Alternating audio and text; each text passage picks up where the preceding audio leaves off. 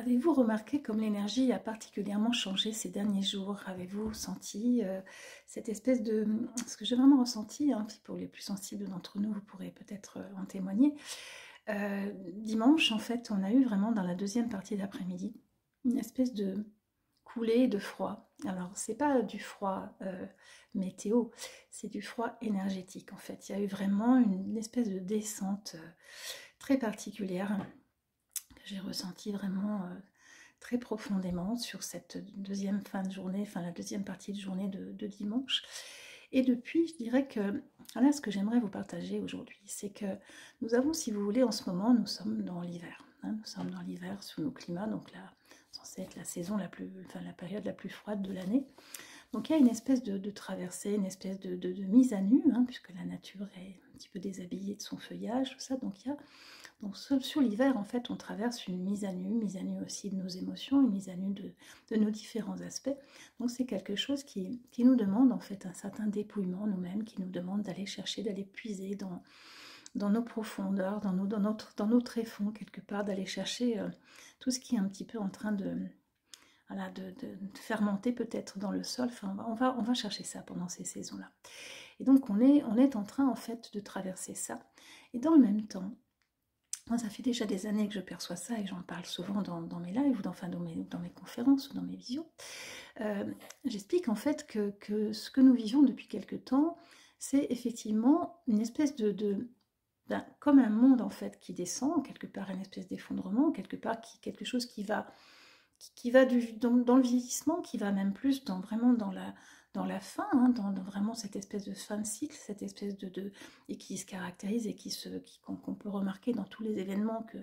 enfin, pour ceux qui savent lire en fait et ceux qui savent interpréter en fait ce qui est en train de se passer à la surface de notre planète. Donc il y a une espèce vraiment de fin de monde quelque part, hein. Il y a une espèce de fin de cycle, de quelque chose qui est dans la descente et qui est cette fameuse sensation de froid, cette fameuse sensation d'hiver, hein, qui fait que ça va effectivement quelque part venir à mourir. Et dans le même temps, ce que je ressens déjà depuis des années, c'est que nous sommes dans une espèce de printemps perpétuel, c'est-à-dire que vous avez, pour ceux qui ont la chance d'avoir un jardin, vous devez certainement remarquer qu'il y a une floraison quasiment maintenant toute l'année, en fait, en tout cas sous nos climats en Europe, hein, c'est là où je me trouve pour l'instant. C'est une espèce de fleurissement qui est là, il y a toujours une petite fleur quelque part. Il y a toujours une petite fleur dans le sol ou sur un arbre. Si on sait, on regarde la nature et qu'on a envie de le faire et qu'on y est sensible, on peut remarquer effectivement qu'il y a cette floraison-là qui ne finit plus depuis des années en fait. Il y a même eu des feuillages qui sont revenus en début d'hiver. Enfin voilà, il y a pas mal de choses comme ça où la nature quelque part nous explique un peu ce qui est en train de se passer. C'est-à-dire que je vous parle vraiment de mes perceptions en tant que médium, hein, de mes ressentis, pour pouvoir peu à peu éclairer votre lanterne et vous expliquer un petit peu comment je perçois les choses. Donc c'est vraiment cette espèce d'énergie qui monte en fait, quelque part il y a une énergie descendante et une énergie ascendante. C'est-à-dire que dans cette énergie ascendante, on a une espèce de fluidité, en réalité, c'est pas la lourdeur dont je vous parlais tout à l'heure, qui est ce froid qui fait descendre, on a plutôt une énergie ascendante aussi dans le même temps, qui est quelque chose qui fait que, effectivement, on a ce flux même de montée de sel dans les arbres, qu'on a les oiseaux, quand on sait entendre aussi, qu'on sait reconnaître le chant des oiseaux, on se rend bien compte que même les oiseaux n'ont plus les mêmes chants, que déjà, là on est en février, qu'on a déjà des chants qui sont des chants de printemps, et que c'est très en avance, et qu'en même temps les choses vont très vite, et qu'il y a des séquences en fait qui sont toujours en train de cette espèce de balance, qui est en train d'essayer de se trouver, de choses qui sont en train effectivement de se terminer, et d'autres choses qui sont en train d'émerger en fait. Et ce que je perçois vraiment, enfin là on a eu, j'ai davantage compris d'ailleurs quand j'ai su ce qu'il y a des événements qui se passent malheureusement voilà, sur la Terre en ce moment, enfin toutes les catastrophes, et on n'est pas au bout de nos peines parce que ça on va en avoir une quantité très très importante, où il y aura depuis, je vous dis depuis longtemps, beaucoup de départs en fait, malheureusement, et donc mais c'est quelque chose qui peu à peu fait partie, j'allais dire, de ce cycle quelque part de fin des temps, où on a en fait un certain nombre d'âmes qui vont quitter la Terre parce que quelque part ce plan d'existence ne leur convient plus, et qu'il va y avoir une émergence d'une certaine nouvelle humanité quelque part, de gens qui vont changer complètement leur vision des choses, de gens qui ça a déjà été bien entamé hein, avec tout ce que nous traversons depuis quelques années. On a tous, qu'on le veuille ou non, de toute façon changé nos comportements. On a tous, et alors pour certains, étaient déjà éveillés à plein de choses comme ça, mais il y a eu plein de prises de conscience, il y a eu plein de gens qui se sont mis à réfléchir autrement, de comment ils pouvaient vivre, de comment ils pouvaient se suffire, comment ils pouvaient se nourrir, etc.